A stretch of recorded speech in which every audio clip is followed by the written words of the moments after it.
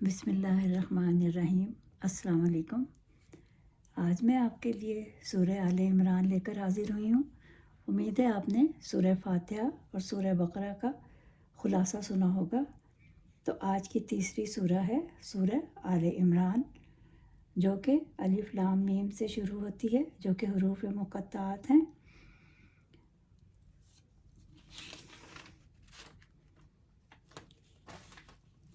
सूरह बकरा में ज़्यादा गुफ्तगू यहूद के बारे में है और सूरह आले इमरान में ज़्यादा गुफ्तगू नसारा के बारे में है, और फिर ग़ज़वा उहद के बारे में बताया गया है।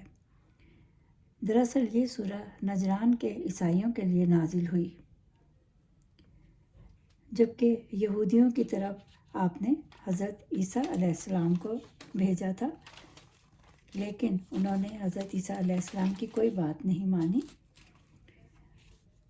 दरअसल ये दोनों सूरतें क़यामत के दिन ज़ाहिर होंगी और उन लोगों की हिमायत करेंगी जो इन दोनों सूरतों को पढ़ते रहते हैं और इसको मानने वाले हैं और उन पर अमल करते हैं। इन दोनों सूरतों के आखिर में जामे दुआएं हैं, सूरह बकरा के भी और सूरह आले इमरान के भी। इस सूरत में हज़रत ईसा का ज़िक्र इस तरह है कि जब उनको अल्लाह ताला ने ज़मीन पर उतारा और उन पर किताब इंजील नाजिल की और उनको कहा कि उनकी तरफ जाओ और उनको भलाई की तरफ बुलाओ, लेकिन वो लोग नहीं माने बल्कि हज़रत ईसा अलैहिस्सलाम के दुश्मन बन गए और उन्होंने सोचा कि हम इनको कत्ल कर देते हैं, यानी इनको सूली पर चढ़ा देते हैं। लेकिन अल्लाह ताला को कुछ और ही मंजूर था, क्योंकि अल्लाह ताला की हिकमत कुछ और है। वो किसी के साथ भी गैर मामूली काम कर सकता है।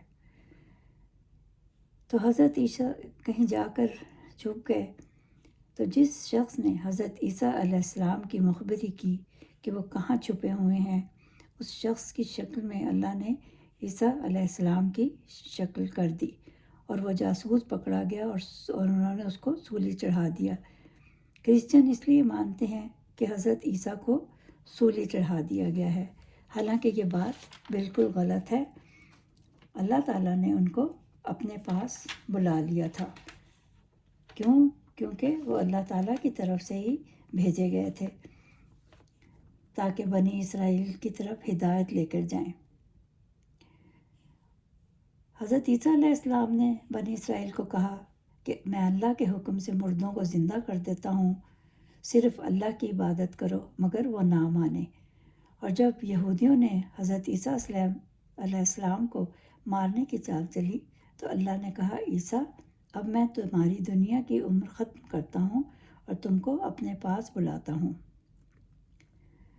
और इस सूरत में हज करने के अहकामात हैं कि अगर आपकी इस्तिताअत है तो ज़रूर हज करें। और जंग बदर में अल्लाह ने कैसी मदद की थी, वो है अल्लाह जो गालिब हिकमत वाला है। और इसमें सूद के बारे में है कि सूद ना खाओ, अल्लाह और रसूल की इताअत करो। अल्लाह बेइंसाफ़ों को पसंद नहीं करता। अल्लाह ईमान वालों को पाक साफ़ कर देता है। अल्लाह ने मौत का वक्त मुकर्रर कर रखा है और शुक्रगुज़ारों को अल्लाह बहुत जल्द बहुत अच्छा बदला देगा।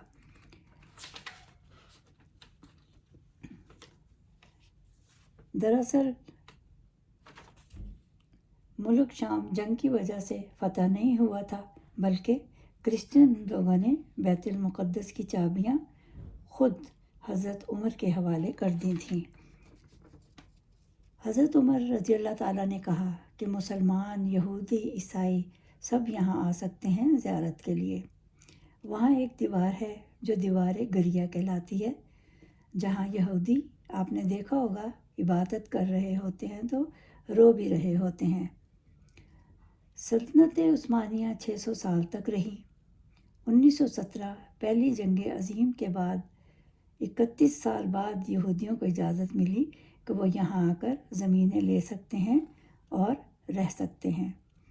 और इस सूरत में पंजतन पाक का मफ़हूम भी बयान किया गया है, यानी कौन है वो लोग जिनको पंजतन पाक कहा जाता है। वो है हज़रत अली रज़ी अल्लाह ताला, हज़रत फ़ातिमा रज़ी अल्लाह ताला, हुसैन اور حسن رضی اللہ تعالیٰ عنہ اور حضور صلی اللہ علیہ وسلم۔ حضرت علی کی 3 فضیلت اس صورت میں بیان کی گئی ہیں۔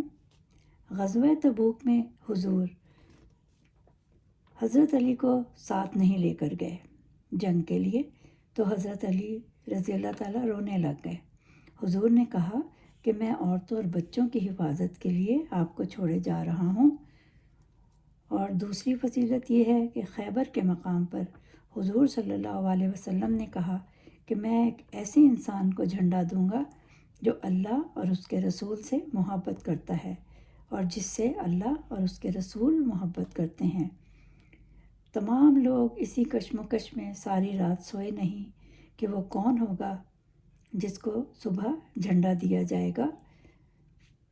صبح مولا علی حضرت علی علیہ السلام کو جھنڈا دیا گیا، حالانکہ ان کی آنکھیں دکھتی تھیں، تب بھی حضور صلی اللہ علیہ وسلم نے اپنا لعاب دہن ان کی آنکھوں پر لگایا تو ان کی آنکھیں بالکل ٹھیک ہو گئیں۔ تیسری فضیلت یہ ہے، کہا کہ عیسیٰ اللہ کے بیٹے نہیں ہیں اور نہ ہی عیسیٰ اللہ ہے، بے شک اللہ غالب حکمت والا ہے، اللہ کو خوب علم ہے کہ فسادی کون ہے۔ اور شیطان جس کو اللہ تعالیٰ نے پیدا کیا انسان کی آزمائش کے لیے۔ قرآن مجید میں 2 جگہ عمران کا ذکر ہے، لیکن اس صورت میں حضرت مریم کے والد حضرت عمران رضی اللہ تعالیٰ کا ذکر ہے۔ ایک تو حضرت موسیٰ علیہ السلام کے والد تھے جن کا نام تھا عمران، اور دوسرے مریم کے والد حضرت عمران۔ آل عمران کا مطلب ہے عمران کا خاندان، تو اسی حوالے سے یہ ساری صورت بیان کی گئی ہے کہ حضرت عمران رضی اللہ تعالیٰ نے منت مانی تھی، انہوں نے اور ان کی بیوی نے، کہ اگر میرا بیٹا ہوا تو میں اسے بیت المقدس کی خدمت میں دے دوں گی، لیکن اللہ تعالیٰ نے بیٹے کے بجائے بیٹی پیدا ہو گئی جن کا نام انہوں نے مریم رکھا۔ اور ان کی پرورش کس نے کی؟ ان کے خالو حضرت زکریا علیہ السلام نے۔ حضرت مریم علیہ السلام کی والدہ کا انتقال ہو گیا تو سب نے کہا کہ اب مریم کی کفالت کون کرے گا؟ قرآن اندازی کی گئی تو خالو زکریا علیہ السلام کا نام نکلا۔ حضرت مریم اتنی عبادت گزار تھیں کہ ہر وقت عبادت میں مشغول رہتی تھیں، ان کو بے موسم پھل ملتے تھے تو حضرت زکریا صرف ان کے پاس جا سکتے تھے، تو وہ جب دیکھتے تو پوچھتے کہ یہ پھل کہاں سے آئے ہیں، تو وہ فرماتی یہ سب اللہ تعالیٰ نے دیے ہیں۔ تب انہوں نے اللہ سے دعا کی کہ اے اللہ، اگر تو مریم کو بے موسم کے پھل دے سکتا ہے تو مجھے کیوں نہیں ایک بیٹا دے سکتا؟ تب اللہ تعالیٰ نے ان کو بڑھاپے میں حضرت یحییٰ علیہ السلام کی صورت میں بیٹا دیا۔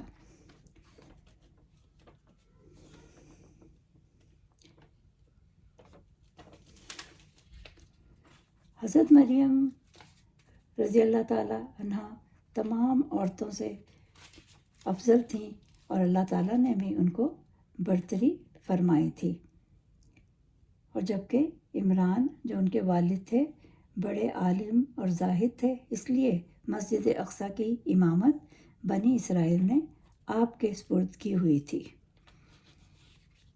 مریم کے معنی خادم کے ہیں سریانی زبان میں، تو اسی لیے مریم کا نام بالکل صحیح رہا، کیونکہ آپ کو مسجد اقصیٰ کی خدمت کے لیے وقف کر دیا گیا تھا۔ حضرت مریم علیہ السلام کی کہانی میں آپ کو پھر انشاءاللہ کسی وقت سناؤں گی، لیکن یہ ہے کہ آپ کو جب بھی موقع ملے آپ یہ دونوں صورتیں ان کی تلاوت کریں، سورہ آل عمران اور سورہ بقرہ کی، اور جو آخری 2 آیات ہیں سورہ آل عمران میں من اہل الکتاب سے، اس کا ترجمہ میں آپ کو بتا دوں۔ اہل کتاب میں سے بھی کچھ لوگ ایسے ہیں جو اللہ کو مانتے ہیں، اس کتاب پر ایمان لاتے ہیں جو تمہاری طرف بھیجی گئی، اور اللہ کے آگے جھکے ہوئے ہیں اور اللہ کی آیات کو تھوڑی قیمت پر بیچ نہیں دیتے۔ ان کا اجر ان کے رب کے پاس ہے اور اللہ حساب چکانے میں دیر نہیں لگاتا۔ اے لوگو جو ایمان لائے ہو، صبر سے کام لو اور باطلوں کے معاملے میں بہادری دکھاؤ۔ اللہ سے ڈرتے رہو، امید ہے فلاح پاؤ گے۔ امید ہے میری یہ کوشش آپ کو پسند آئے گی۔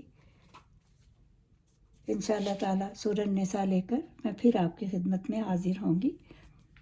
تب تک کے لیے اجازت، خدا حافظ، مع السلام۔